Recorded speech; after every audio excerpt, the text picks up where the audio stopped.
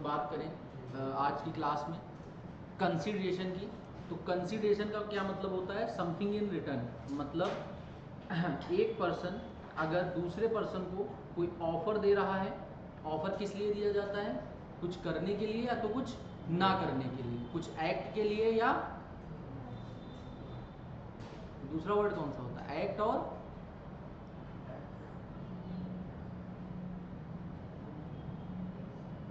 क्या होता है? कुछ करने के लिए और कुछ ना करने के लिए। जो ना करना था उसका वर्ड क्या था? की वर्ड एक्ट। और एक्ट और आगे कुछ लिखा था, ए से ही था।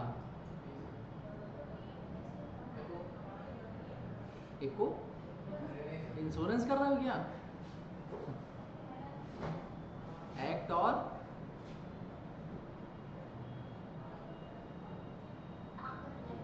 बोलो, एक्ट और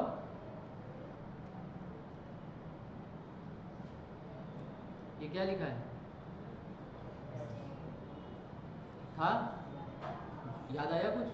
कुछ करने के लिए या कुछ ना करने के लिए अगर किसी सामने वाले पर्सन को हम लोग विलिंगनेस देते हैं तो उसको ऑफर बोलते हैं। विलिंगनेस का मतलब अपनी इच्छा जाहिर करते हैं। वही ऑफर अगर एक्सेप्ट हो जाता है सामने वाले पर्सन को तो हम उसको एक्सेप्टेंस बोलते हैं। समझ में आया? अब कंसीडरेशन क्या होता है? कह रहे हैं कि हमने अगर कोई ऑफर दिया और आपने उसका एक्सेप्टेंस दिया तो उसमें कंसीडरेशन होना चाहिए। मतलब आप हमारे बदले में कुछ करने चाहिए और हम आपके बदले में कुछ करने चाहिए। मतलब हमने आपसे कहा कि हमारा घर खरीदोगे, तो हमने आपको ऑफर दिया, हमारी तरफ से कंसीडरेशन क्या है? हमारा घर। आप अगर उसको एक्सेप्ट करेंगे, आपकी तरफ से कंसीडरेशन क्या होगा? मनी। आप पैसा देंगे घर के बदले में। तो दोनों लोगों के बदले में, मतलब अगर दोनों परफॉर्मेंस के बदले में कुछ ना कुछ दिया जाता है जिसको हम कंसीडरेशन बोलते हैं। अगर कंसीडरेशन नहीं दिया जाता है तो विदाउट कंसीडरेशन कोई भी कॉन्ट्रैक्ट जो है वाइड होता है। मतलब आप फ्री में काम नहीं कर सकते हैं। समझ रहे हो? इसीलिए फ्री में नहीं पढ़ाते हैं। दोनों पार्टी रेडी हैं? हाँ, कुछ कंडीशंस हैं, इसके कुछ एक्सेप्शंस भी हैं, आगे पढ़ेंगे। मतलब अगर हम सिंपल देखें तो नो कंसीडरेशन नो कॉन्ट्रैक्ट, लेकिन कुछ एक्सेप्शनल सर्कमस्टांसेस हैं जिसमें विदाउट कंसीडरेशन भी कॉन्ट्रैक्ट वैलिड माना जाएगा। समझ में आया? वो एक्सेप्शनल सर्कमस्टांसेस हम लोग पढ़ेंगे। कंसीडरेशन लेट एंट्री अलाउ नहीं है। समझ रही हो? आज लास्ट है। When at the desire of the promisor. Promisor कौन होता है? जो ऑफर देता है, बताया था। और जिसको ऑफर दिया जाता है वो प्रोमिसी होता है। When at the desire of the promisor, मतलब प्रोमिसर की इच्छा पे, द प्रोमिसी और एनी अदर पर्सन, या तो प्रोमिसी या कोई other person has done. Has done का मतलब किसकी बात हो रही है? Present tense, past tense, future tense? Past. Had लिखा है, हैड डन मतलब पास्ट की बात हो रही है। तो पास्ट में कुछ किया हो या तो कुछ ना किया हो। फ्रॉम डूइंग और डज। डज का मतलब प्रेजेंट में बात कर रहे हैं या प्रेजेंट में कुछ कर रहे हो। जैसे आप लोग प्रेजेंट में पढ़ रहे हैं, हम आपको टीचिंग सर्विसेज दे रहे हैं, आप लोग क्या दे रहे हैं? पैसा, मनी। ठीक है? या तो कुछ ना करने के लिए, या फिर promise to do. Promise to do मतलब फ्यूचर एक्ट बता रहा है, या फिर आगे आप फ्यूचर में कोई काम करने का प्रॉमिस कर रहे हैं, या तो कुछ ना करने का प्रॉमिस कर रहे हैं। मतलब पास्ट प्रेजेंट फ्यूचर तीनों उसमें टेंस में बात हुई। समथिंग कुछ भी करने के लिए, कुछ ना करने के लिए। सच एक्ट और क्या लिखा है? एब्सेंस। मतलब कुछ करने के लिए, कुछ ना करने के लिए, उस प्रॉमिस को क्या कहा जाएगा? कंसीडरेशन। समझ में आया? अब कंसीडरेशन यहां से हमें समझ में आ रहा है कि तीन टाइप का होता है, प्रेजेंट, पास्ट, फ्यूचर। अब यहां पे एक वर्ड लिखा था और एनी अदर पर्सन, मतलब कंसीडरेशन पार्टी भी दे सकती है और थर्ड पार्टी भी दे सकती है। मतलब जैसे आप पढ़ने आए हैं, हमारी तरफ से कंसीडरेशन तो हम ही दे रहे हैं सर्विसेज, आपकी तरफ से कंसीडरेशन कहो आपके पापा साथ में आए हो, वो फीस पे कर दें। हो सकता है कंसीडरेशन मूव कर सकती है थर्ड पर्सन पे, थर्ड पर्सन कर सकता है, लेकिन eight the desire of the promisor. मतलब अगर प्रोमिसर उसको एक्सेप्ट नहीं कर रहा थर्ड पर्सन से तो कंसीडरेशन नहीं मानी जाएगी। मतलब हम तुम्हारे पापा से नहीं एक्सेप्ट कर रहे हैं, ऐसे मान लो तुम्हारे पापा बन के कोई भी आ जाए फीस देने। मतलब एक एग्जांपल बता रहे हैं, कोई और केस ले सकते हो, कोई भी लाइबिलिटी हो। तो एक कोई मूवी वूवी नहीं देखते हो, उसमें पापा बना लेते हैं, मतलब नकली पापा, डांट वाट खिलवाने के लिए। देखा है ना? तो consideration means something in return, कुछ करने के लिए भी हो सकती है और कुछ ना करने के लिए। जैसे हमने बताया हम पढ़ाते हैं लखनऊ में, किसी ने हमको 10 लाख रुपए दिए, कहें कि 1 महीने तक आपको पढ़ाना नहीं है, 1 महीने तक इस लखनऊ में आपको पढ़ाना नहीं है, तो कुछ ना करने के लिए कंसिडरेशन दे रहे हैं। हमारी तरफ से कंसिडरेशन क्या है कि हम पढ़ाएंगे नहीं लखनऊ में, उनकी तरफ से कंसिडरेशन क्या है, पैसे। समझ में आया? तो ये हुआ कुछ ना करने के लिए consideration. Clear? As per section 25 of ICA act, Indian contract act 1872, an agreement without consideration is void. Void क्या होता है? फ्रॉम द वेरी बिगिनिंग वो कॉन्ट्रैक्ट इनफोर्स नहीं हो सकता है लॉ में।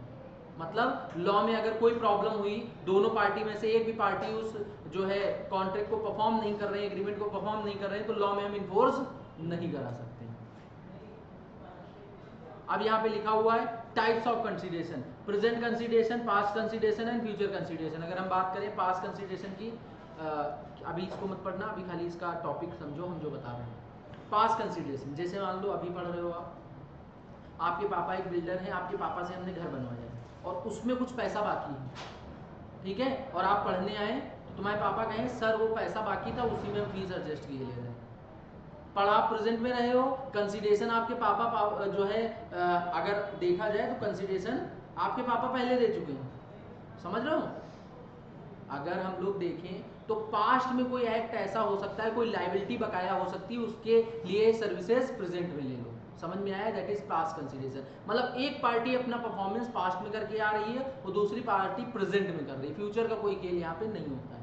प्रेजेंट कंसीडरेशन अगर हम बात करें तो प्रेजेंट में जैसे हम पढ़ा रहे हैं, आप पढ़ रहे हैं, हम जो है सर्विसेज दे रहे हैं, आप पैसा दे रहे हैं, that is present consideration.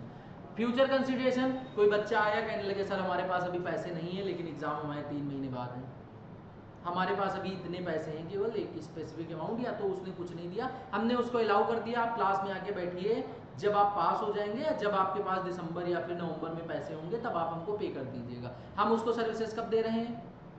Present में। वो हमको कंसीडरेशन कब दे रहा है?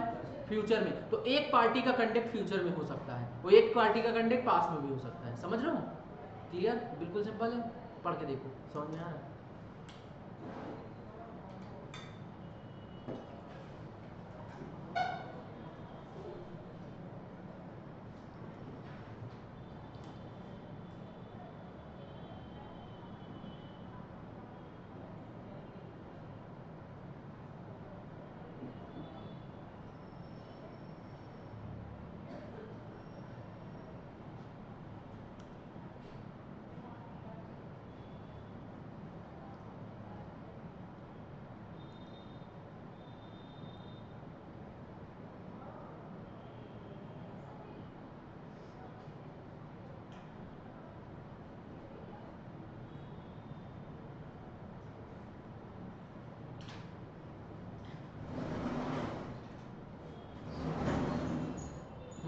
समझ में आया? तीनों केसेस, कोई दिक्कत किसी में भी, किसी को भी नहीं है?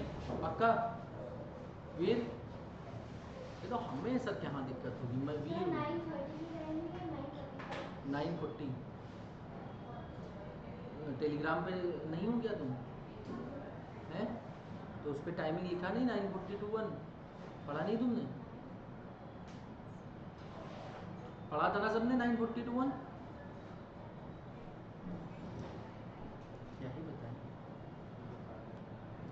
एसेंशियल ऑफ वैलिड कंसीडरेशन, एक वैलिड कंसीडरेशन के लिए एसेंशियल क्या है? एसेंशियल का मतलब इंपॉर्टेंट क्या है? मतलब विदाउट एक वैलिड कंसीडरेशन कॉन्ट्रैक्ट नहीं होगा। तो वैलिड कंसीडरेशन की डिफिनेशन क्या है? कहा गया है consideration must move at the desire of the promisor. अभी ऊपर बताया था हमने, कंसीडरेशन प्रोमिसर के डिजायर पे मूव कर सकती है, चाहे वो सामने वाली पार्टी देगा या कोई अदर पर्सन देगा। ठीक है, पढ़ते हैं। कंसीडरेशन मस्ट, मस्ट का मतलब है कंपल्सन है, ठीक है। Move at the desire of the promisor, whatever is done must have been done at the desire of the promisor, not voluntary. अपनी इच्छा से नहीं कर सकते हो, उससे पूछ के करना पड़ेगा। किससे? प्रोमिसर से, कि हम आपको ये कंसीडरेशन दे रहे हैं, इस पर्सन से दिला रहे हैं, क्या इसको आप वैलिड कंसीडरेशन मानेंगे? समझ रहे हो? ये आपको कंफर्म करना पड़ेगा, अपनी इच्छा से कुछ भी उठा के नहीं दे सकते हो प्रोमिसर को। And not at the desire of the third party, किसी थर्ड पार्टी की डिजायर पे कंसिडरेशन मूव नहीं करेगा। इसका एग्जांपल दे रखा है मुन्ना एंड सर्किट,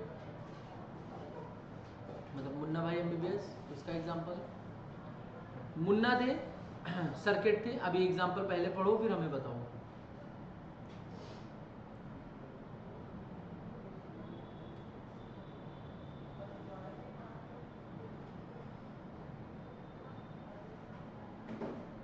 ये यहां से यहां तक एक केस है, वो यहां से हल्का सा चेंज हुआ है, इसमें दो दो चीजें समझाई गई हैं।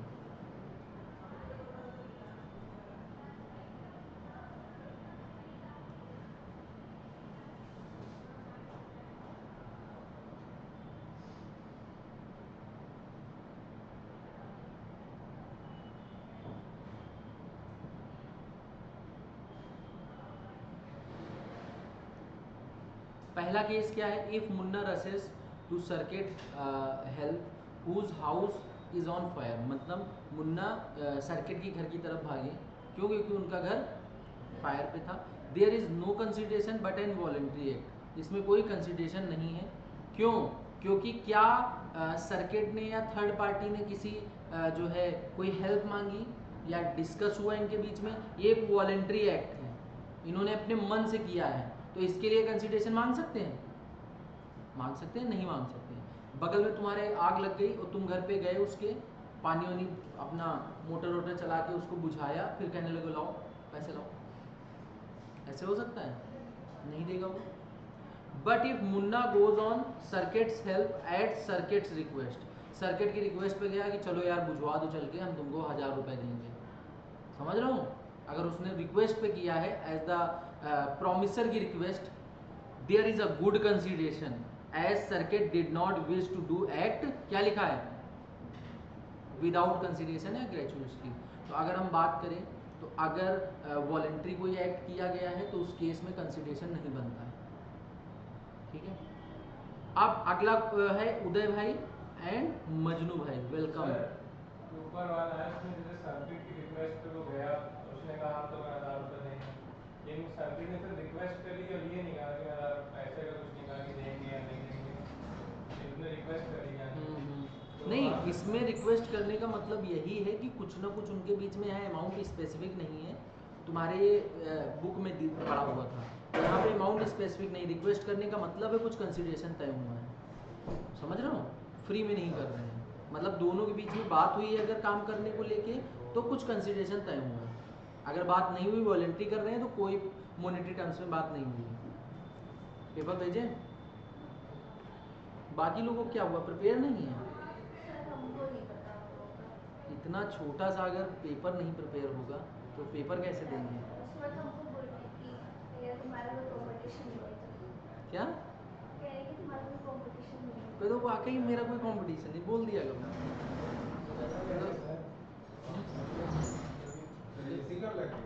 अरे जब इतने दिन से तुम नहीं आ रहे हो, एसी लगे हुए काफी समय हो गया, कितना? हाँ, तुमको हम मैसेज किए थे एक दिन, याद है? हैं? तुमको हम एक दिन मैसेज किए थे इसी के लिए कि तुम क्लास व्लास आ क्यों नहीं आ रहे हो, आओ, उस समय लग गई थी। तो सर फिर मेरा ऑडिट वगैरह चालू हो गया तो हाँ, तुम बिजी थे शायद। और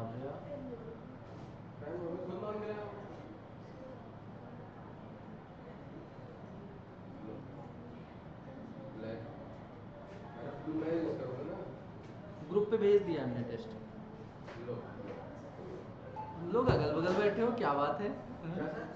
अगल बगल बैठे हो, आगे पीछे हैं, और क्या?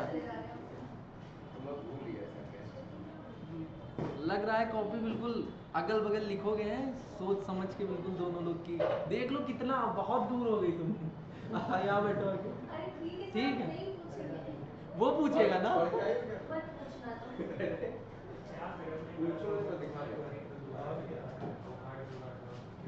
अब देखो ये एग्जाम्पल पढ़ो, सेकंड वाला।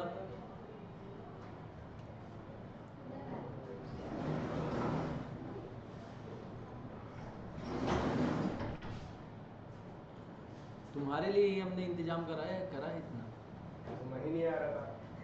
तुम्हारे लिए ही किया था हमने, सही बता रहे हैं, उसके बाद तुम ही नहीं आए। पैसा वेस्ट हो गया हमारा। बढ़िया क्या है? बढ़िया हो गया ना। नहीं तो भट्टी है थी, नहीं तो भट्टी थी। क्या था? भट्टी। ठीक है, मैंने कहा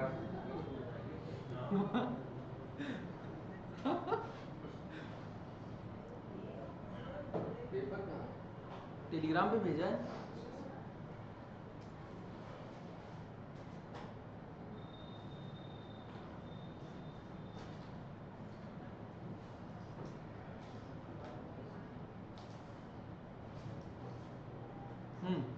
एग्जाम्पल पढ़ा क्या? इसमें समझ में आया? आ गया समझ में? देखो दो लोग कांटेक्ट किए कि ये इनको जो है 50,000 का हॉर्स बेचेंगे, ठीक है। अगले का वो है कि वो उनको हॉर्स दे देंगे और एक लोगों का है वो उनको पैसे दे देंगे, बस खत्म। वैलिड कंसीडरेशन, यही तो बोला गया, घुमा फिरा गया, ये कुछ और बोला गया। सर दोनों को प्रॉमिसर क्यों लिखा है नीचे? क्या मतलब? अगर देखोगे तो उदय भाई के लिए मजनू भाई जो है प्रॉमिसर हैं और मजनू भाई के लिए उदय भाई जो है प्रॉमिसर हैं। दोनों लोग एक दूसरे के लिए प्रॉमिसर हैं। तो ऐसा तो ये हर कॉन्ट्रैक्ट में होगा? नहीं, हर कॉन्ट्रैक्ट में हो सकता है कि अगर तुम देखोगे दो लोग हैं उदय और मजनू, अगर ये इनको रुपए दे रहे हैं और ये इनको हॉर्स दे रहे हैं, ऐसे करके हो रहा है, तो अगर देखा जाए इनके लिए प्रॉमिसर है, इनके लिए प्रॉमिसर है, ये बोला गया। इसमें स्पेसिफिकली ये बोला गया है, मतलब केस लॉ बोल रहा है कि दोनों लोग एक दूसरे के लिए Promissory प्रॉमिस। तो कोई हुआ नहीं? नहीं, मजनू भाई के लिए उदय भाई प्रॉमिस ही है, उदय भाई के लिए मजनू भाई प्रॉमिस है। समझ लो। हाँ, consideration may move from the promisee और एनी अदर पर्सन। कह रहे हैं मे का मतलब ऑप्शन है, मे का मतलब ऑप्शन होगा कि कंसिडरेशन मूव कर सकती है, तो प्रोमिसी फुलफिल करेगा या कोई अदर पर्सन करेगा, ऐसा हो सकता है? हो सकता है ना। इसमें एक केस लॉ है चिनैया वर्सेस रमैया, पढ़ा है? नहीं पढ़ा? और किसी ने पढ़ा है? आ गया? केस लॉ पढ़े और कॉन्ट्रैक्ट का चिनैया वर्सेस रमैया पढ़ा था, भूल गए? देखो तुम पेपर करो फिलहाल। एक ओल्ड लेडी होती है इसमें, एक इनके ब्रदर होते हैं, क्या वो, और एक इनकी डॉटर होती है, पुत्री, ठीक है। ओल्ड लेडी अपने ब्रदर के पास रहती हैं, मतलब इनके ब्रदर जो है इनकी पूरी देखभाल करते हैं, ठीक है। और इनकी डॉटर छोटी होती है। इन्होंने सारी अपनी प्रॉपर्टी अपने डॉटर के नाम कर दी और इन्होंने कहा कि हमारे भाई ने पूरी हमारी देखरेख की है, सेवा की है, तो इनको आप, हमने आपको प्रॉपर्टी पूरी दे दी, तो इनको आप एक जो है 10,000 रुपीज़ एग्जाम्पल ले रहे हैं पर मंथ आप देंगे, ठीक है।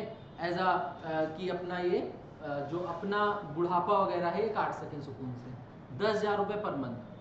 लेटर ऑन जब ये जो है इनकी डॉटर कुछ दिनों तक थी, उसके बाद इन्होंने जैसे ही ओल्ड लेडी एक्सपायर हुई वैसे ही इन्होंने कहा कि हम आपको पैसे दे रहे हैं, हमारी तरफ से कंसिडरेशन है। कौन, किसने कहा? ये डॉटर ने। लेकिन आप हमको क्या दे रहे हैं? किससे कहा गया है? मामा जी से। इनके मामा जी तो हुए ओल्ड लेडी के ब्रदर, ठीक है। अपने मामा जी से कहा कि आप हमें क्या कंसिडरेशन दे रहे हैं? तो ये कंसिडरेशन है नहीं, no consideration no contract. Court में केस गया, कोर्ट में डिसीजन आया कि जो आपका कंसिडरेशन था, मतलब जो ब्रदर का कंसिडरेशन था, वो ओल्ड लेडी पहले ही दे चुकी है इन फॉर्म ऑफ प्रॉपर्टी। आपको प्रॉपर्टी ट्रांसफर की, वो उसका कंसिडरेशन है, समझ रहे हो। उसके बदले में आपसे कहा गया 10,000 पर मंथ आप ब्रदर को ट्रांसफर करिएगा। समझ में आया? तो अगर देखा जाए तो यहां पे कहा गया है consideration may move from promisee, promisee या तो कोई अदर पर्सन। यहां पे अदर पर्सन कौन है? Old lady. समझ रहे हो? ओल्ड लेडी इनके ब्रदर के बदले में कंसिडरेशन पहले ही दे चुकी है, पास्ट कंसिडरेशन। समझ रहे हो?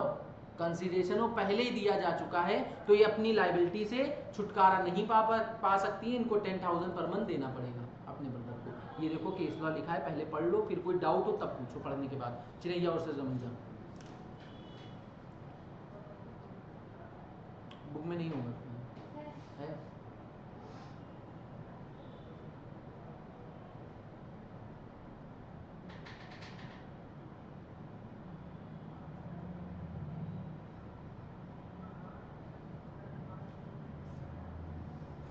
अरे तुम पहले कहाँ पढ़ते थे? Coaching coaching? अभिषेक हाँ, इंस्टीट्यूट में बवाल हो गया जानते हो। क्या कांटेक्ट तो नहीं है ना उनसे तुम्हारा? नहीं बात तो नहीं होती ना। नहीं वो फाउंडेशन को अकाउंट पढ़ाते हैं, हाँ पढ़ा वढ़ा नहीं पा रहे हैं ठीक ठाक, हाँ ठीक है। तो बच्चे सब एप्लीकेशन लिख के और जो है कह रहे हैं टीचर चेंज करो। अच्छा अच्छा इंस्टीट्यूट में पढ़ा रहे हैं। वो तो हमें पास में नहीं है ना, शुरू नहीं है। हमको बताए थे पास है में। नहीं नहीं, जब वो हम पढ़ा फाइनल रहे नहीं, फाइनल में काफ़ी 40 टाइम से लटका है वो, अच्छा बहुत टाइम हो गया। हमारे 40,000 कहाँ गए? 40,000 दिए थे तुम? हाँ। पैसे जब वाले, पास हुआ पैसे है- वाले तो तुम हो, क्यों रे दिमाग, पैसे वाला तो ये है। अभी जब इंटर पास हुए थे इतनी बेशर्मी कि फोटो तुम हमें मांगे। 40,000 दे दो, हम तुम्हें पास करा देंगे फाइनल। ले लीजिए पास करवा दीजिए। वहाँ तुम इंटर में दे दिए थे, नहीं पास करा पाए वो। सब फ्रॉड आदमी वो चाहते तो हम भी सोच रहे थे कंप्लेन उन्हें करने का। छोड़ो। हमारे बच्चे हमसे बता रहे थे। फोटो मांग रहे थे इंटर में पोस्टर लगाने के लिए। इंटर में? हाँ मतलब बोल रहे थे कि तो कह दो तुम्हारी कोचिंग से थोड़ा ना पास हाँ हो। वही तो। कह दो हमें पैसे दो फोटो लगाने के लिए, लगवा देते, कोई दिक्कत नहीं है हम लोगों को। लेकिन कहते तुम्हारा फायदा हो, कह दो सर जो है पैसे हमको दीजिए। ऑफर करते थे दोस्त। कह दो कुछ नहीं, जो हमारी फीस लिए थे वही वापस कर दो 40,000। वो पोस्टर लगवा लो। नीचे भी है थोड़ा सा इसका हिस्सा, समझ में आया नहीं आया?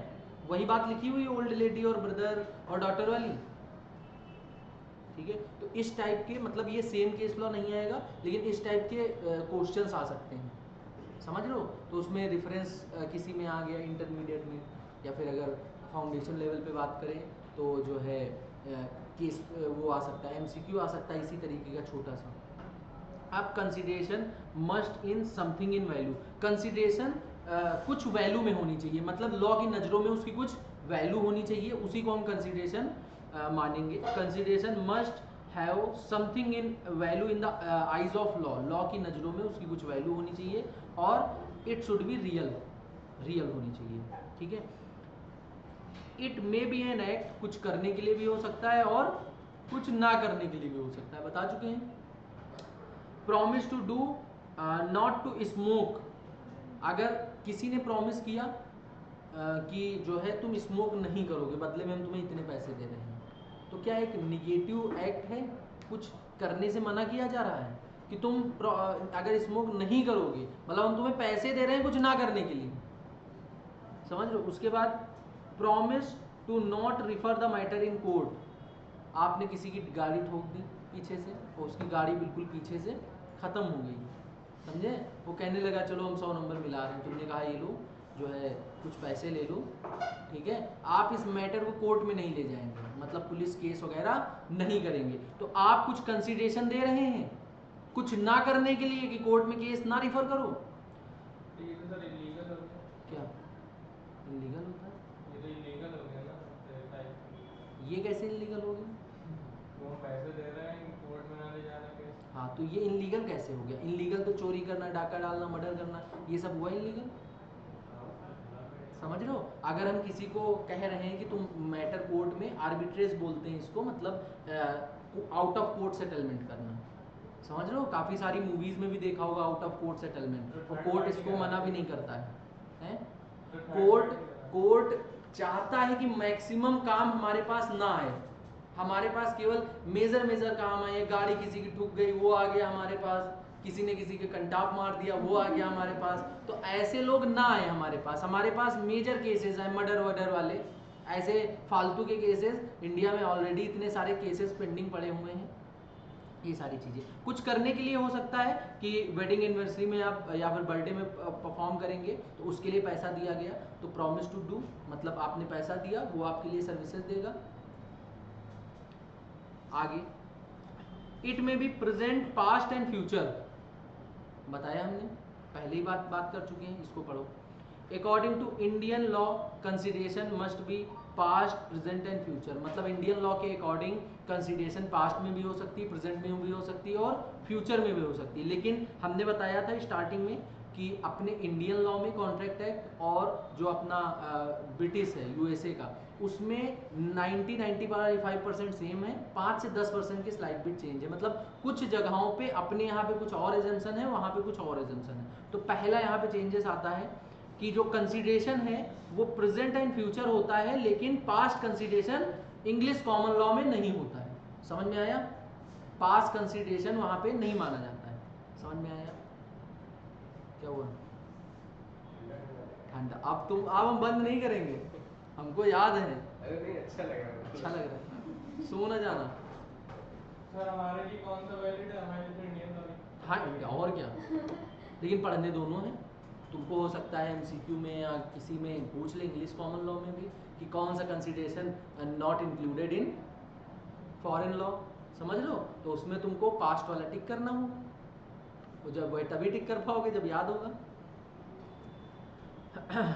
It must not be unlawful. अब यहाँ पे आया है कि अनलॉफुल नहीं होना चाहिए कंसीडरेशन। अनलॉफुल का मतलब क्या हुआ? कंसीडरेशन और object of an agreement lawful होना चाहिए अनलेस फॉरबिडन या प्रोहिबिटेड बाय लॉ। अगर कोई काम लॉ के द्वारा मना किया गया है, जैसे चोरी करना मना है, मर्डर करना मना है, क्या प्रोहिबिटेड एक्ट है, मतलब आप ये काम नहीं कर सकते हैं। दूसरा, और is nature a debt if permitted that could defeat the provision of the any law. कह रहे हैं अगर ये काम किया गया तो लॉ के प्रोविजन को डिफीट करेगा। समझ रहे हो? या फिर फ्रॉडुलेंट नेचर का हुआ, या फिर इन्वॉल्व या implies injury to a person या प्रॉपर्टी ऑफ अनदर, मतलब किसी पर्सन को किसी प्रॉपर्टी को इंजरी कर दे। समझ रहे हो? और the court regards it's immoral या फिर अपोज टू पब्लिक पॉलिसी, मतलब कोर्ट ये बिलीव कर रहा है कि ये इमोरल है, जिसको अनैतिक बोलते हैं, या फिर पब्लिक पॉलिसी के अगेंस्ट में है, तो ऐसा कोई काम नहीं कर सकते, इनको लॉफुल बोला गया है, और इस फॉर्म में कंसीडरेशन नहीं दे सकते। ठीक है? जैसे हमने तुमसे जैसे बोला कि हम तुम्हें पढ़ा रहे हैं, तुमने कहा सर पैसे हमारे पास नहीं हैं, आप बोलेंगे तो हाथ पैर तोड़ देंगे किसी के भी। समझ लो, तो क्या आपकी तरफ से कंसीडरेशन लॉफुल है? नहीं है, ये अनलॉफुल कंसीडरेशन है। क्या जो है इंडियन लॉ में, आईपीसी में ये लिखा हुआ है कि हाथ पैर तोड़ना लीगल है? नहीं लीगल है। काफ़ी सारे बच्चे होते हैं,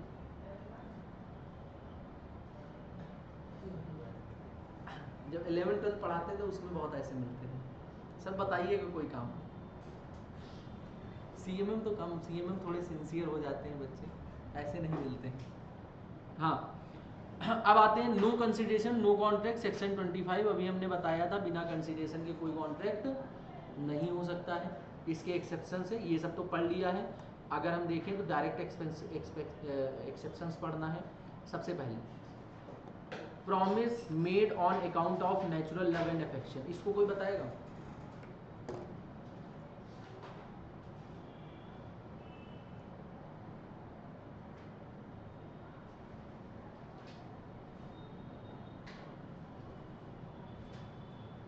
मतलब ये कौन से केसेस हैं जहां पे बिना कंसीडरेशन के भी कॉन्ट्रैक्ट वैलिड माना जाएगा? वही तो है केसेस, वही है ना?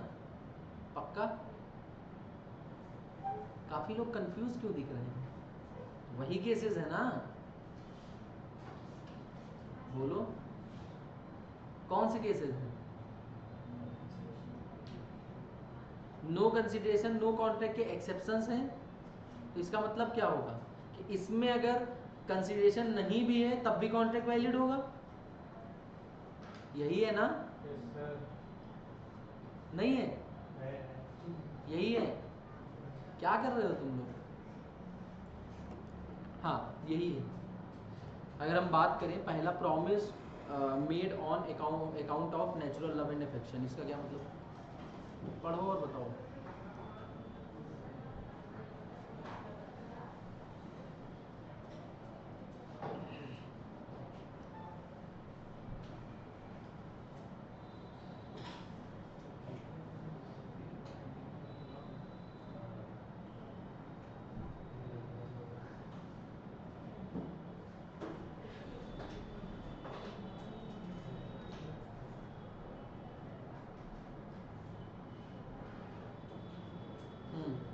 पढ़ लिया? कोई बताएगा? कोई नहीं, हम बताएं? देखो कि जैसे तुम लोग सुनते होंगे ड्राइंग्स, ड्राइंग्स जानते हो? ड्राइंग्स क्या होता है? ड्राइंग्स, अकाउंट्स वाला ड्राइंग्स। ड्राइंग्स। हाँ, ड्राइंग्स। बोलो क्या होता है? क्या होता है? Withdrawal of capital. हैं? एक विड्रॉल लोग ऑफ कैपिटल। विड्रॉल और कैपिटल बस। सर फाइन वाला सिस्टम चला गया क्या? क्या? फाइन वाला सिस्टम चला गया क्या? नहीं नहीं है, जुड़ रहे हैं सब। बोलो विड्रॉल ऑफ कैपिटल बस। तुम लोग अकाउंट चल रही ना तुम लोगों की? नहीं चल रही हो? When the proprietor withdraws some of the amount from his own capital. It's called. For personal use. हाँ। पर्सनल यूज कहाँ है वर्ड? मतलब पर्सनल यूज के लिए करेगा तभी तो हम लोग उसको ड्राइंग्स बोलेंगे, नहीं बोलेंगे। पर अगर आप अपने बिजनेस से अपने पर्सनल यूज में जो है गुड्स ट्रांसफर कर रहे हैं उसको क्या बोला जाएगा? ड्राइंग्स। तो ये नहीं पता था तो अगर मान लो आपके घर में एसी की शॉप है तो एसी कहीं से खरीद के लाए होगे, खरीद के लाए होगे। एसी बनाते तो हो नहीं घर पे, परचेज करके लाए होगे। और एसी को आप घर में ही सेल कर रहे हो, अपने घर में लगा रहे हो, अपने जो है कजिन के घर पे लगा रहे हो, बुआ के घर पे लगा रहे हो, आप अमाउंट नहीं ले रहे हो, अमाउंट नहीं चार्ज कर रहे हो, तो कंसीडरेशन इस कॉन्ट्रैक्ट में नहीं है, नहीं है। तो ऐसे कॉन्ट्रैक्ट नियर रिलेशन वाले होते हैं, पहली कंडीशन। दूसरा नेचुरल लव एंड अफेक्शंस होता है, मतलब कि घर के लोग हैं, हम एसी लगा दिए, पैसे नहीं लेंगे, समझ रहे हो। अब क्या उनको हम बिल नहीं देंगे? देंगे ना। तो ये रिटर्न भी होता है, रजिस्टर्ड भी होता है कि नहीं? समझ में आया? कितना इजी था कि नहीं? आगे प्रॉमिसर के उस पे है ना, अगर उस पे डिजायर है। हाँ, प्रॉमिसर के डिजायर पे ही कंसीडरेशन मूव करती है, ये पहला प्रोविजन पढ़ा था हमने, समझे। आगे promise to do compensate for voluntary services, इसका क्या मतलब है?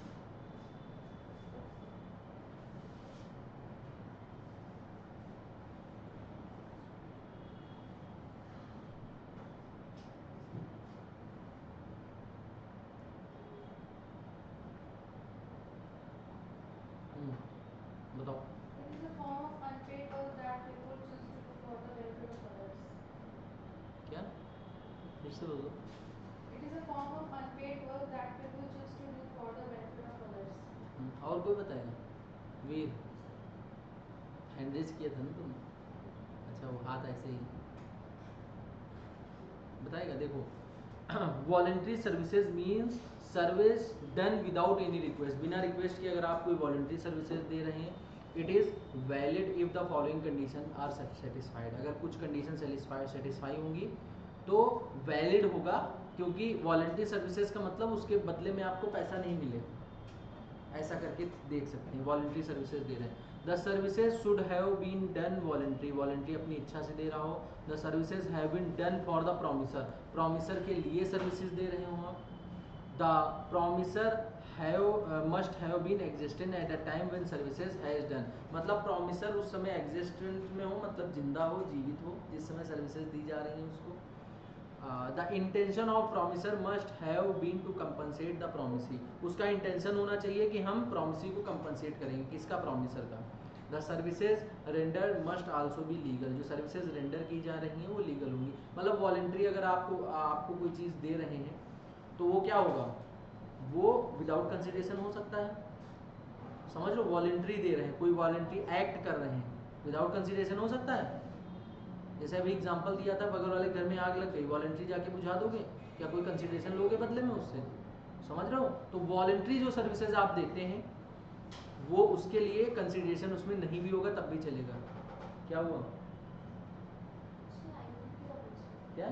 आयुर्वेदिक का पूछ लेते जाएगा कि नहीं? बाद में भी पूछ लेंगे। जा रहे हो क्या? 11 बजे भी जाना है वहाँ। जाओगे? सर्विस 2 ही क्लास हुई है, सो रहे खत्म करने का। 3 हो गई। मैंने 2 अटेंड किया है ना बस। अच्छा, तुमने 2 का किया इंस्टीट्यूट में? हाँ, पहले इससे मतलब शेड्यूल आने से पहले भी 2 ही थे ना तब तक। अच्छा, अरे सब हो जाता है, तुम नहीं भी अटेंड करोगे तब भी मैनेज हो जाएगा। तो फिर 3-4 रहे। चले जाओ वहाँ बच्चे नहीं दिखेंगे, समझ लो, तुमको बताएगा नहीं कोई, लेकिन बोला जाता है हम ही लोगों से कि बच्चों को ये ना कहो कि ना जाओ। क्यों?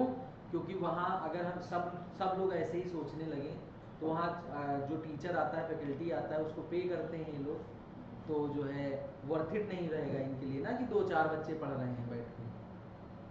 इस बार तो सुन रहे हैं सही कराया जा रहा है वहाँ पर। हाँ, इस बार अच्छा हो रहा है। वो तो जो स्पीकर थे वो भी अच्छे थे, सीए में अभिषेक द्विवेदी।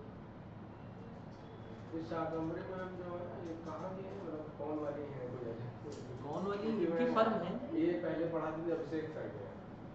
वो वाली तो नहीं है आप, अगर आप जानते हैं। नहीं, हम पढ़ाएंगे उनका ये नहीं जानते कि ये पढ़ाती होती हैं। पढ़ाती तो हैं, इतना तो पता है, लेकिन वही वाली हैं जो इनके यहाँ, ये नहीं पता है। वो भी रिश्ता है पूरी तरीके मतलब अभिषेक सर जी का। अच्छा, अगर हम तुम्हें बताएं मतलब इंस्टीट्यूट में जो क्लासेस चलती हैं, जितने भी लोग आते हैं, 1-2 को छोड़ के बाकी सब ऐसे ही हैं। काम चल रहा है। अब कल जो है 4-5 बच्चे आके कह रहे हैं सर, एक मैं वहाँ एफए पढ़ाती, कह रहे हैं सर एफए बिल्कुल नहीं समझ में आ रही। वो पहले बुक में जैसे गलत दे रखा है तो पहले गलत वाला पूरा एक्सप्लेन कर देती है, फिर चिल्लाती हैं ये गलत है। समझ रहे हो? कह रही जब वो गलती था तो पढ़ाया क्यों पूरा, हमने गलत वाला समझ लिया। अब वो सही समझा रही है तो हमारे माइंड में 2-2 सॉल्यूशन। कह रहे हैं जो हम पढ़े हुए हैं वो भूले जा रहे हैं। हमके बेटा यहाँ फ्री वाली क्लासेस में ऐसा ही होता है। हाँ, वॉलंटरी सर्विसेज समझ में आया? इसका एग्जांपल पढ़ लो। तो इसमें तो 50 रुपये दिए हैं बाद में एग्जाम्पल। तो वॉलंटरी सर्विसेज है, इसमें पेमेंट हो भी सकता है, वॉलंटरी के बदले में पेमेंट भी हो सकता है। तो ऐसा हम थोड़ा ना कहीं कि वॉलंटरी सर्विसेज के बदले में पेमेंट नहीं होगा। आगे, प्रॉमिस टू पे टाइम बार डेप्ट। अच्छा, टाइम बार डेप्ट क्या होता है पता है किसी को? बताया था हमने, लिखवाया भी था। नहीं, वो कह रही बोलो, तुम तो कर चुकी हो क्लास, तुम्हें तो पता हो। नहीं, मैं बोल रही हूँ क्या बोला शायद। अच्छा,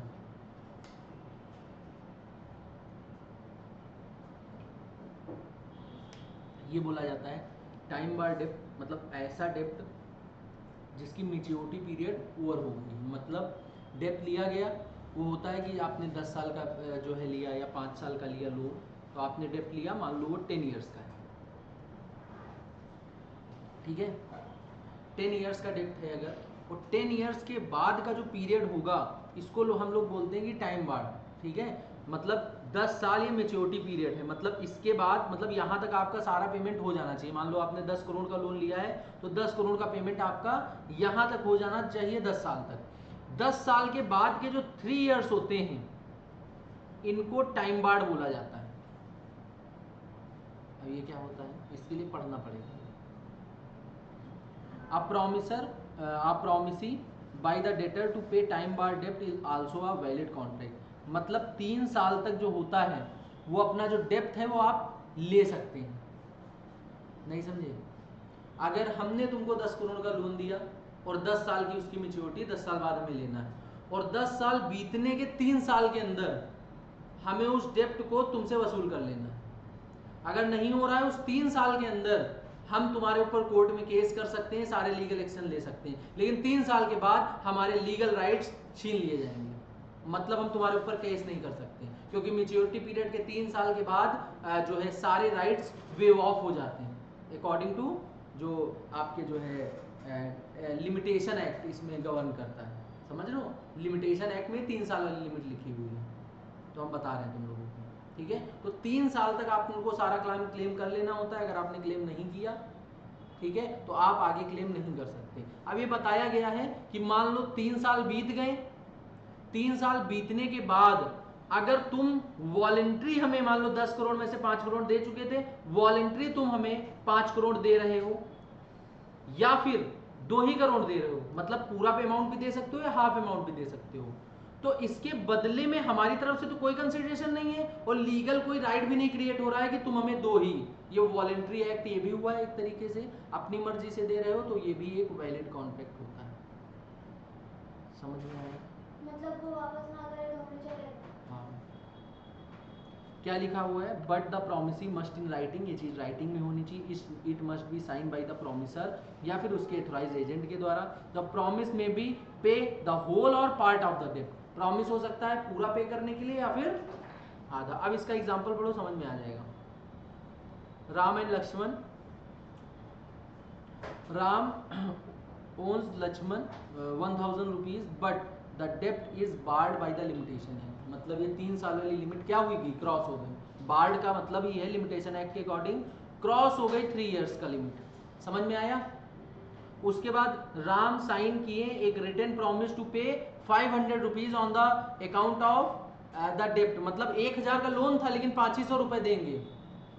the promise will be valid and binding without a fresh consideration. कोई फ्रेश कंसिडरेशन दे रहे हैं क्योंकि 500 रुपए तो अपनी मर्जी से वो दे रहे हैं। अगर देखा जाए तो यहाँ पे कोई ऑब्लिगेशन नहीं है। तो ये क्या एक तरफ से पैसे 500 आ रहे हैं, दूसरी तरफ से कुछ जा रहा है? नहीं जा रहा है, लेकिन फिर भी एक वैलिड कॉन्ट्रैक्ट है। 3 साल के बाद 3 साल के बाद टाइम बार डेप्थ हो गया लिमिटेशन एक्ट के अकॉर्डिंग, जो कि 3 साल मेच्योरिटी के बीत गए हमारे, मेच्योरिटी की बात पे। समझ में आया? आ गया? उसका क्वेश्चन वगैरह कैसे आते हैं? क्वेश्चन ऐसे ही आते हैं जैसे एग्जांपल बताया हमने। तो पूछेगा क्या? इसमें यही पूछेगा कि लिमिटेड, ये भी पूछ सकता है लिमिटेशन एक्ट के अकॉर्डिंग तुम्हारा जो है टाइम बार की लिमिट कितनी है, 3 साल है। समझ लो? या फिर कोई केस बता सकता है कि जो है इनका इतना डेप्ट था, इन्होंने इतना पे किया है, राइट है या रॉन्ग है, ऐसे करके भी आ सकता है। क्रिएशन ऑफ एजेंसी पढ़ो, इसका कोई एग्जांपल देके बता सकता है? तो बिल्कुल सिंपल है agency.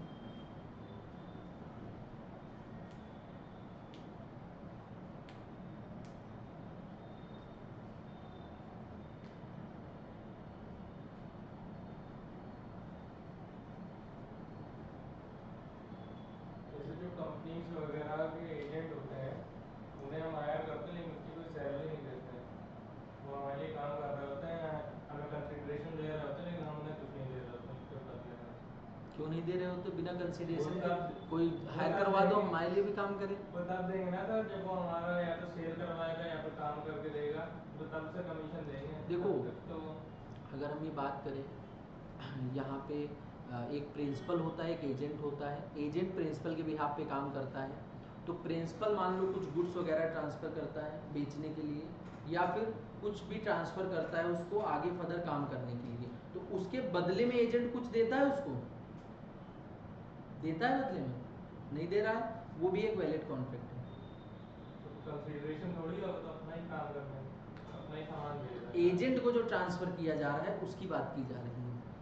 No consideration is necessary to create an agency. Agency का मतलब प्रिंसिपल और एजेंट का रिलेशनशिप, उसको क्रिएट करने के लिए कोई कंसिडरेशन की नीड नहीं है। अगर हम हायर करते हैं तो उसको सामान भेज रहे हैं, मान लो 1 करोड़ का सामान हमने कानपुर वाले गोदाम पे भेज दिया और वहाँ पे एक एजेंट हायर किया हुआ है सेल करने के लिए, तो उसको हम सैलरी देंगे 1 करोड़ के बदले में, वो हमको भी 1 करोड़ का कंसिडरेशन देगा? देगा? नहीं देगा। वो चीज़ यहाँ पे एक्सप्लेन की गई है। When a person appointed as an agent, his appointment is valid in even if there is no consideration. उसका अपॉइंटमेंट वैलिड होता है जबकि वहाँ पे कोई वैलिड कंसिडरेशन हो या ना हो, दोनों चीज़ें। समझ में आया? कंप्लीटेड गिफ्ट्स,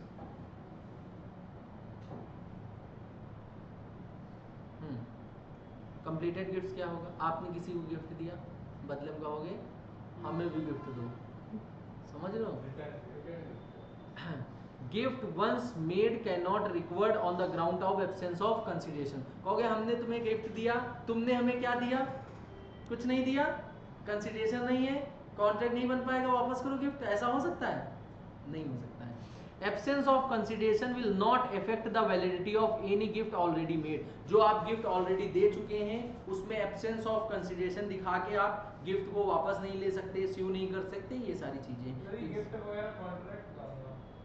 कॉन्ट्रैक्ट नहीं हुआ तो यहाँ बताया जा रहा है ना, ये कहा जा रहा है कॉन्ट्रैक्ट है, ये एक्सेप्शंस हैं। कहा जा रहा है गिफ्ट के केस में नो कंसिडरेशन नो कॉन्ट्रैक्ट वाला प्रोविजन नहीं लगेगा। मतलब गिफ्ट में देखोगे तो एक तरफ से कंसिडरेशन नहीं हो रहा है, तब भी वो वैलिड है। समझ लो, कंसिडरेशन तो एक ही तरफ से होता है। अब कहोगे सर गिफ्ट दिया तो शादी में आके खाना भी तो खाएं, वो कंसिडरेशन नहीं है क्यों? बर्थडे पार्टी में आए, केक भी तो खाएं।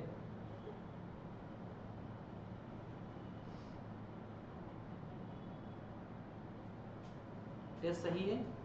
नहीं सही है सर, बस पढ़े नहीं है ना। एक लड़का है इंटर में, वो हमेशा टेस्ट में कहता है सर बस एक रात पहले हम पढ़ लिए होते ना तो ये सब तो हमको आता ही था समझ रहे हो? उसके 2-2 3-3 नंबर आ रहे हैं कह रहे सर बस पढ़े नहीं है हम ये सब, नहीं तो एक रात पहले हम पढ़ नहीं पाए, बस वो डेली हमेशा यही कहता है। Contract of guarantee. अच्छा, आप किसी की गारंटी अगर लेते हैं, मान लो 2 पर्सन एक दूसरे को एक लोन दे रहा है, ठीक है, और एक यहाँ पे गारंटर है जो इनकी गारंटी ले रहा है, तो इन केस ऑफ गारंटी कोई कंसिडरेशन की नीड नहीं है, फिर भी कॉन्ट्रैक्ट वैलिड रहता है। मान लो तुमने बैंक में अकाउंट खुलाया, एक जिनका अकाउंट है उनके अकाउंट का सपोर्टिंग लगा दिया कि ये हमारे गारंटर हैं, होता है ऐसा, गारंटर लगा दिया, तो क्या उनको पैसा दिया है तुमने या बैंक ने दिया है? कुछ नहीं दिया है, या उन्होंने तुमको पैसा दिया नहीं दिया, फिर भी वो कॉन्ट्रैक्ट वैलिड है। मतलब अगर प्राइमरी लायबिलिटी तुम्हारी रहेगी तो सेकेंडरी लायबिलिटी उनकी रहेगी। मतलब तुम अगर पेमेंट नहीं कर पाए तो पैसा उनसे वसूला जाएगा। मतलब तुम अगर कोई डिफॉल्ट कर दिए बैंक से तो पैसा उनसे, सेकेंडरी लायबिलिटी उनकी होती है। कॉन्ट्रैक्ट वैलिड है। कंसिडरेशन है? कंसिडरेशन है? कंसिडरेशन है? अक्षर नहीं है ना? वो हाँ हाँ कह रहा था ना, तभी उनको दूसरी चीज। कौन सी दूसरी चीज? अलग से कौन सी? Remission. Remission means lesser performance of the contract than what is actually to be perform. मतलब जैसे कोई स्टूडेंट आया, उसने कहा कि सर हमारी फाइनेंशियल कंडीशन वगैरह सही नहीं है, मान लो नॉर्मली फीस 10,000 है, उसकी फीस 5,000 कर दी गई, 50% डिस्काउंट दे दिया गया।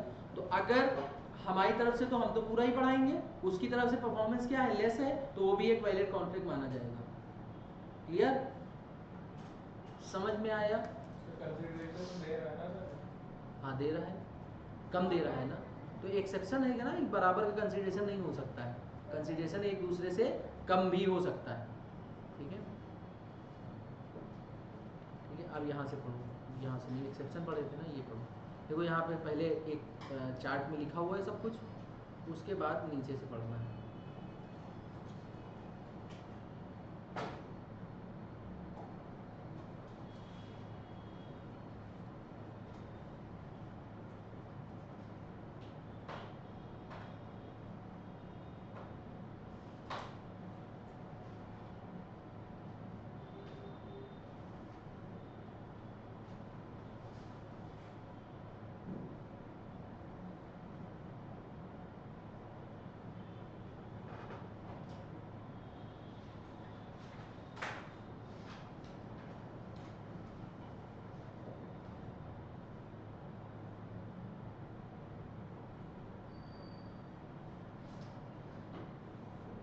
टाइम पार्ट में अगर ज़्यादा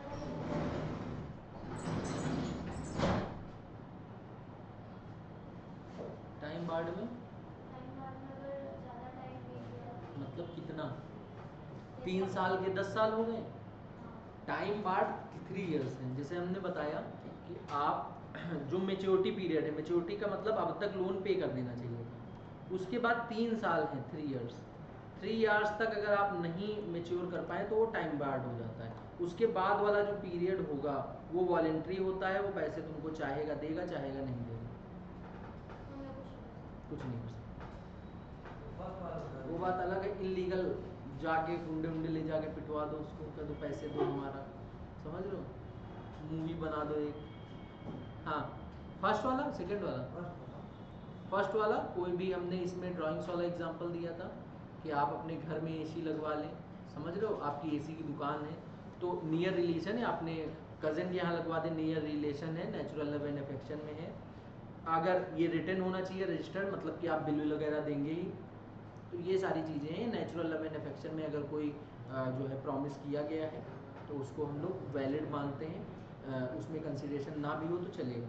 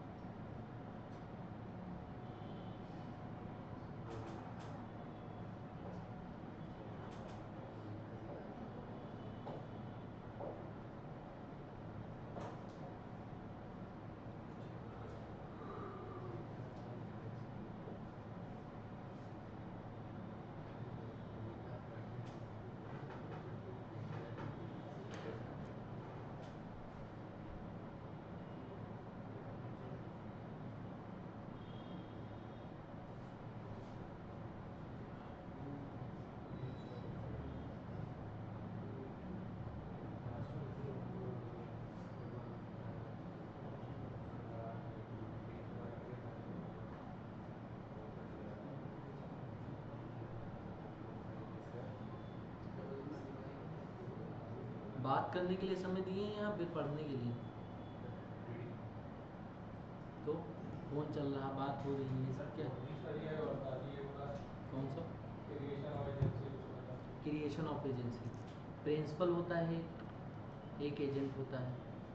अगर प्रिंसिपल ने एजेंट को कोई भी अपॉइंट किया है, कोई भी गुड्स वगैरह उसको भेज रहा है आगे फर्दर सेल करने के लिए कस्टमर को, ठीक है, तो ये जो सामान भेज रहा है इसके बदले में एजेंट कुछ भेजेगा क्या इसको? तो सर सामान वो एजेंट को थोड़ी दे रहा है, उसका पर्सनली अभी तो एजेंट को दे रहा है, वो आगे चल के साल भर बाद, 2 साल बाद, 2 महीने बाद बिकेगा। लेकिन ये जो करंट में कॉन्ट्रैक्ट हो रहा है ये एजेंसी वाला है, इसमें कोई कंसिडरेशन नहीं होगा, तब भी वो वैलिड कॉन्ट्रैक्ट है। एजेंट कोई डिफॉल्ट उसमें नहीं कर सकता है। Default in the sense, Aditya phone रख दो तुरंत, समझ लो, डिफॉल्ट इन द सेंस कि अगर एजेंट कोई डिफॉल्ट करता है, 1 करोड़ का सामान मान लो उसको भेजा गया है, तो कोर्ट में केस किया जा सकता है। किस ग्राउंड पे करोगे? एजेंट तो कहेगा यहाँ कंसिडरेशन ही नहीं, कॉन्ट्रैक्ट ही नहीं हो सकता है, ये कॉन्ट्रैक्ट बना ही नहीं, एजेंट बोल सकता है।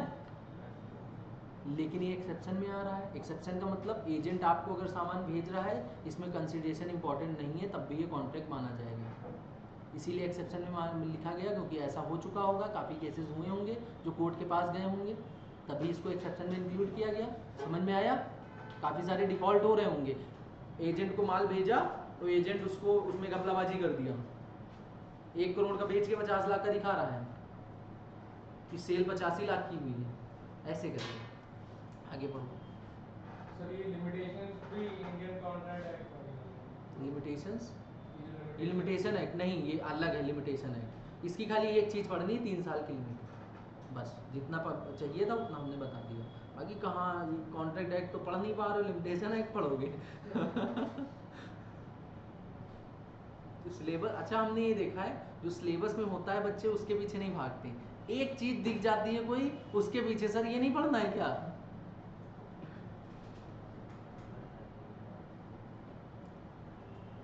तो बताया यार, रिद्धिमा टॉप कर रही है लॉन्ग में।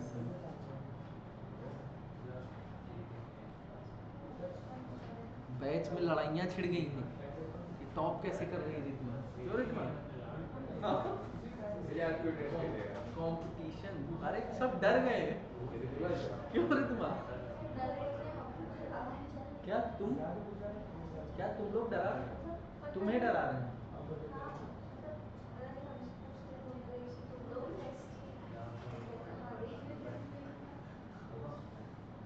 हमने टेस्ट इसीलिए रखा था कि सबका, ये लोग देते ही नहीं है। अब ये लोग पहले ही मैसेज करके हमको मना कर देते, सर हम टेस्ट नहीं देंगे। अब हम पूरा पूरा पेपर बना रहे हैं, समझ रहे हो, कॉपी चेक कर रहे हैं, फिर एक बच्चा आगे दे रहा है। इसीलिए तो रखा था कि पूरा सारे चैप्टर फिर 3 फुल टेस्ट। अरे ये सर पैसा ले लीजिए, बोलिए आखिर में जब नहीं, हमने फ्री रखा था। अमित सर ने हालांकि हमसे कहा था 1-2 हज़ार ले लीजिए, बोले जब टेस्ट सब दे दोगे, एक भी छोटा तो नहीं मिलेगा, सब दे दोगे तो ये मिल वैसे जाएगा। अच्छा बताया तुमने, बातें नहीं करनी है। अमित सर ने हमसे कहा था इस टेस्ट सीरीज के 1000 रुपीज़ रख दो, हमने कहा हम नहीं रखेंगे, समझ रहे हो। हमने कहा हम पैसे नहीं रखेंगे, क्योंकि पैसे रखेंगे 1-2 बच्चे नहीं देंगे, समझ रहे हो, पता है हमको। इसीलिए हम चाहते हैं सब लोग दें, क्योंकि टेस्ट सीरीज दोगे, फाइनल में जब जितनी प्रैक्टिस करोगे, जितना लिखोगे, पास होने के उतने ज़्यादा चांसेस हैं।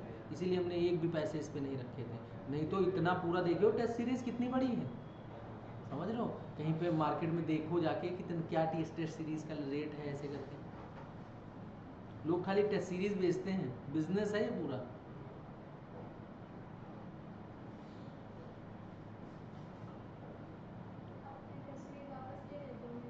हैं?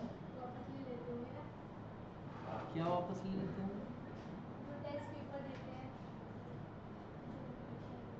पता नहीं तुम क्या बोल रही हो। नहीं वो टेस्ट पेपर रहता है हमारा। अगले रहता साल है। अगला बनता है। सब अलग बनते हैं, टेस्ट भेज के डिलीट कर देते हैं, वो टेस्ट रिपीट नहीं होता है दोबारा, समझ रहे हो। फाउंडेशन में भी कि कोई भी टेस्ट अगर एक बार दिया है तुम लोगों ने, तो दोबारा तुम अगर पढ़ोगे वो सब्जेक्ट, तुमको वो टेस्ट पेपर नहीं मिलेगा, हर बार चेंज हो जाता है। और लकी तुम सोचे अरे पिछली बार दिया था वो वाला नहीं होगा। हाँ, आगे पढ़ लिया है, कोई दिक्कत नहीं है। Doctrine of privity of contract, stranger to contract, इसमें लिखाया गया है कि अगर स्ट्रेंजर टू अ कॉन्ट्रैक्ट कर रहे हो तो वो स्यू नहीं कर सकता। मतलब ऑफरर है या प्रॉमिसर है और ऑफरी है या प्रॉमिसी है, दोनों लोग पार्टी ऑफ अ कॉन्ट्रैक्ट होते हैं, एक दूसरे को स्यू कर सकते हैं। इसके अलावा कोई थर्ड पर्सन स्यू कर सकता है? सीयू का मीनिंग क्या है? केस करना, कुछ लोग कहते हैं सुई लगाना। देख लो, ये सब टॉपर्स की निशानी होती है, तुरंत करके दे दिया। स्यू करना मतलब केस करना, ठीक है। Stranger to a contract can not sue, मतलब वो स्यू नहीं कर सकता जो स्ट्रेंजर टू अ कॉन्ट्रैक्ट है, ठीक है। अब इसके कुछ एक्सेप्शन है। क्या एक्सेप्शन है? बेनिफिशियरी ऑफ द ट्रस्ट, इसका क्या मतलब, पढ़ो और बताओ। बुक किनके पास नहीं है अभी, हैंड रेज करो जरा।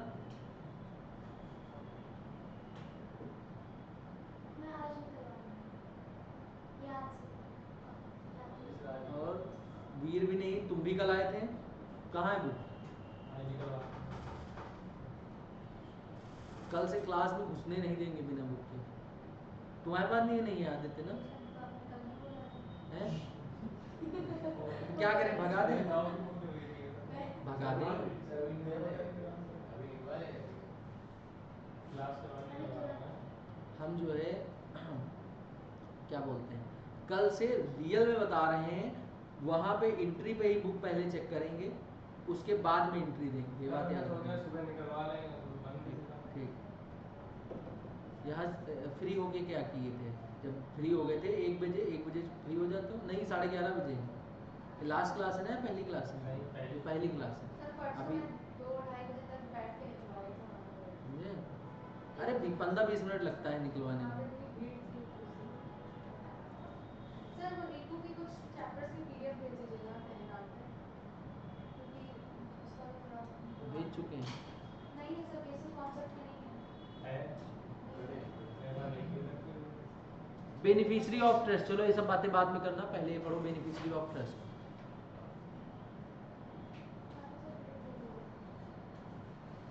बेनिफिशियरी ऑफ ट्रस्ट,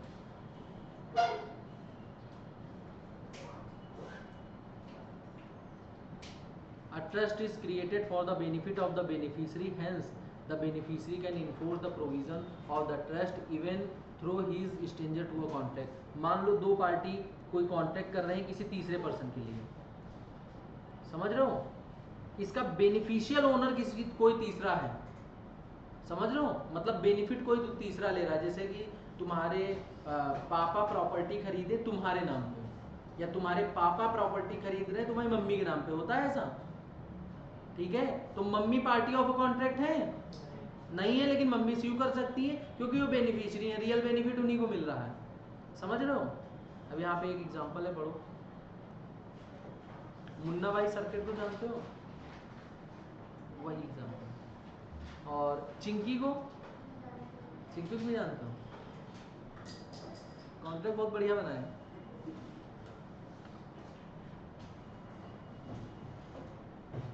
कह रहे इन कॉन्ट्रैक्ट बिटवीन मुन्ना भाई and circuit beneficial right in respect of sum property may be created in favour of Chinki.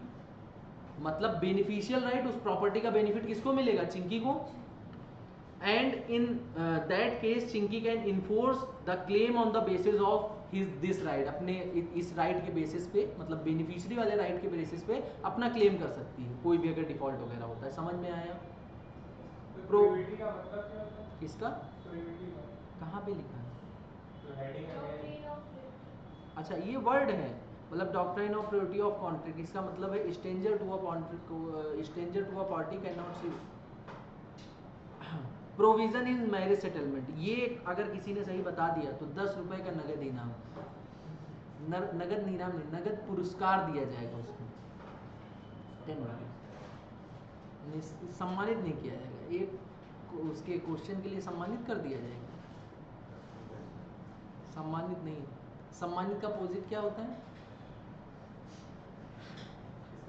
सम्मानित का अपोजिट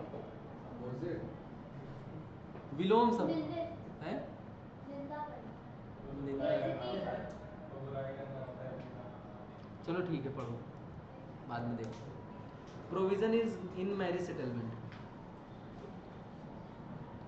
पढ़ो और बताओ। अब इसमें 1.5 लाइन लिखी है, क्या पढ़ लें, क्या समझ लें, क्या बता दें। जो बताए, तो मैरिज कॉन्ट्रैक्ट में जो गवाह लिखे जाते हैं उनका प्रोविजन है इस कॉन्ट्रैक्ट में, लेकिन उनके बीच में कॉन्ट्रैक्ट नहीं है, कॉन्ट्रैक्ट में वो इंक्लूड नहीं है, लेकिन वो जो गवाह लिखे गए हैं तो अगर उन्हें कोई दिक्कत लगती है तो केस गवाह को दिक्कत लगती है और कोई?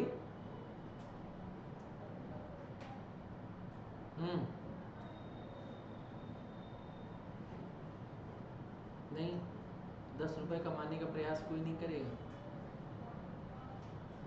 एक समोसा आ जाता है 10 रुपए में, पता है? सर कल मैं चना मसाला समोसा समोसा चाय खिला रही हूँ। अच्छा, तो आज नहीं पीना है खाना, ये तो डेली डेली खाएंगे सर, हम लोग हेल्थ कॉन्शियस है, डेली डेली चाय समोसा थोड़ा ना। इसने सही बताया ऑलमोस्ट कि अगर कोई मान लो मैरिज सेटलमेंट है, कोई मान लो कोर्ट मैरिज वगैरह हो रही है, यहाँ पे विटनेसेस के साइन होते हैं, तो कभी भी मैरिज सेटलमेंट होगा, कोई भी विवाद वगैरह होगा तो ये लोग इन्फोर्स चीज़ें करा सकते हैं, मतलब इन लोगों का जो जजमेंट होगा वो वैलिड होगा, समझ रहे हो, मतलब ये लोग भी चाहें तो अपने बेसिस पे कोई डिफॉल्ट वगैरह का केस में स्यू कर सकते हैं, ठीक है। अब प्रोविजन फॉर मेंटेनेंस और marriage expenses of a female member under the family agreement, बड़ी जल्दी कर दिया यार, राइटिंग सुधारो अपनी, समझ रहे हो, थ्योरी में नहीं तो दिक्कत हो जाएगी। राइटिंग की दिक्कत नहीं है, तुम वर्ड बहुत इधर उधर लिखते हो, बताएंगे तुमको कैसे लिखना है। टाइम लगेगा तो सही करने में। टाइम नहीं लगेगा, खाली वर्ड सुधारोगे सुधर जाएगा, टेस्ट देते रहो, उसी में टेस्ट में कोशिश करो, सुधर जाएगा। हाँ, प्रोविजन फॉर मेंटेनेंस और marriage expenses of the female member under a family agreement, इसको बताओ। किस सबको जो है दिसंबर अटेम्प्ट की कसम में कोई एग्जाम्पल नहीं पढ़ेगा, पढ़ लिया? पढ़ा तो नहीं किसी ने? पढ़ लिया? जून वालों को जून की कसम हो। ये अच्छा था, कह रहा मेरा सर जून अटेम्प्ट मैं पढ़ सकता हूँ सर, मैं पढ़ सकता हूँ। अरे जून दिसंबर जिसको भी पास होना, जिसका भी पहला अटेम्प्ट है उसकी कसम, एग्जाम्पल नहीं पढ़ना। कह रहे सर मेरा जून, मैं एग्जाम दूँ ना? सर इसमें तो वो आएगा ना, क्या आएगा? एलिमनी। एलिमनी? अच्छा, तुम लोग क्यों ऐसा करते हो जो एलिमनी की नौबत है? मैं अरे हाँ, आगे पढ़ो।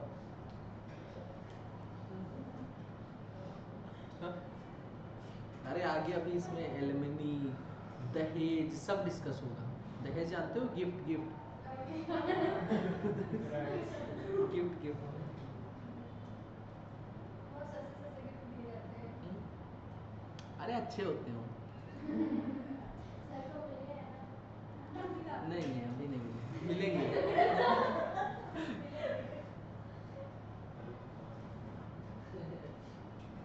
क्या हुआ?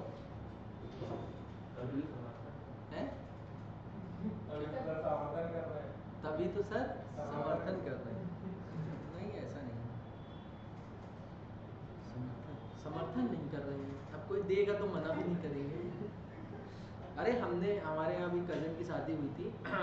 देखो कभी भी तुम अगर अच्छा लड़का देखने जाओगे, मतलब तुम देखोगे भी कि बिल्कुल फैमिली में पैसा ही पैसा हो, समझ लो, ऐसे वाली शादी की जाती है अपने हैंड से।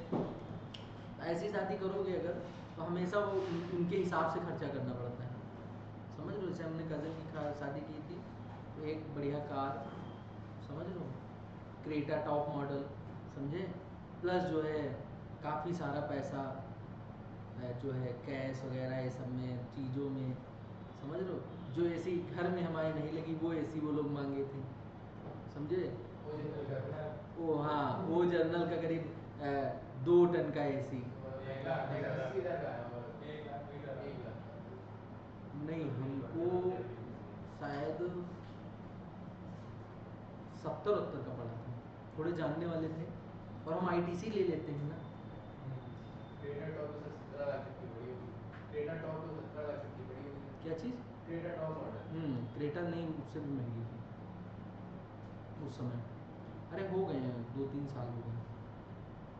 वो वाली बीच वाली 3 मॉडल क्रेटा के आए हैं, एक पुराना था, एक बीच वाला, और एक अभी नया आया है, तो बीच वाला था, समझ लो। नया वाला बेकार है। नया वाला बेकार, क्रेटा बेकार कर दिया, अब क्रेटा लेने वाली नहीं है। बीच वाला बढ़िया था।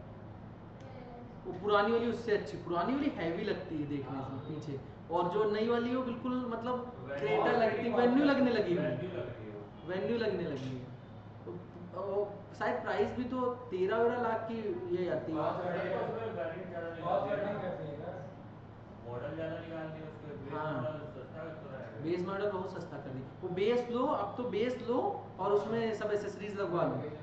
नहीं लेने वाली है टॉप मॉडल, समझ लो। तो ईवी आ रही है धीरे धीरे। ईवी नहीं लेने वाली है, अभी तो कार ईवी लोगे, कहीं लंबा चलना पड़ गया और पता हम लोगों के पास इतना समय नहीं, पता नहीं कहाँ की कब निकलना पड़ जाए, वो चार्ज ही हो रही पता चल। वो चार्ज होने हैवी बैटरीज होती है उसमें, काफ़ी समय लगता है, समझ लो। महंगी की बात छोड़ो, उसकी जो तुम्हारी एडिशन कॉस्ट है, एडिशन का मतलब पेट्रोल और डीजल से वो महंगी है, एडिशन कॉस्ट में तुम साला 2-3 साल कार चलाओगे, समझ रहे हो।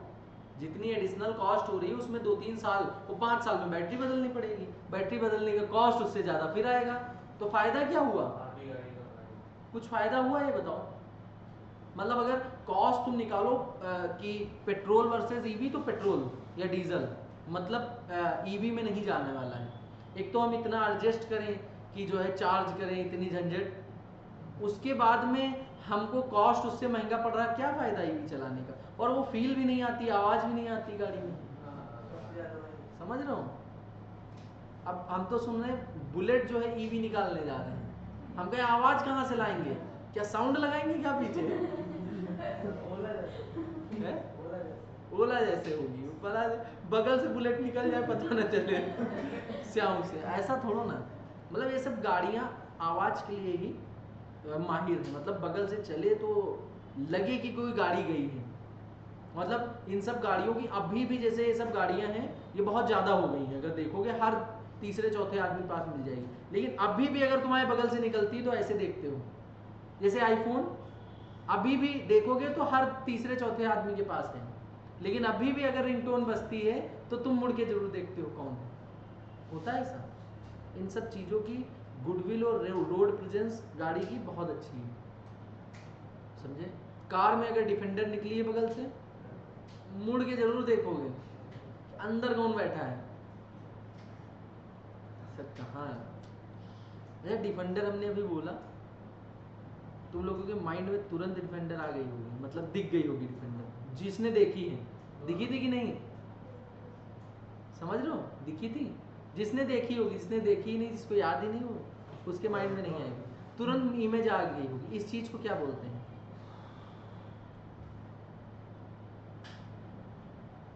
जैसे अभी हमने बोला रसगुल्ला, आया, पिक्चर आई, पिक्चर आई कि नहीं आई, पिक्चर आई ना, इसको क्या बोलेंगे? देखो हमने जैसे बोला आ गई।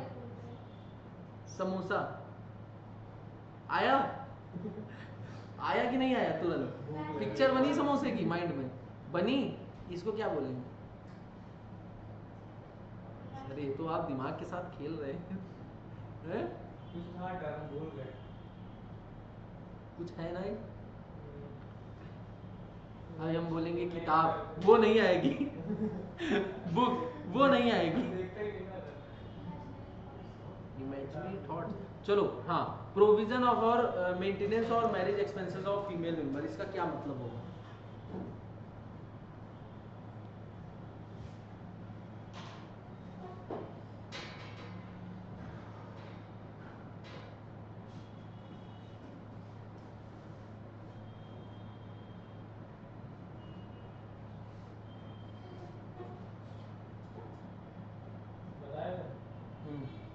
तो जैसे मैरिज के बाद मदर्स को लोग निकाल देते हैं अपने घर से। किसको निकाल देते हैं? मदर्स को अपनी।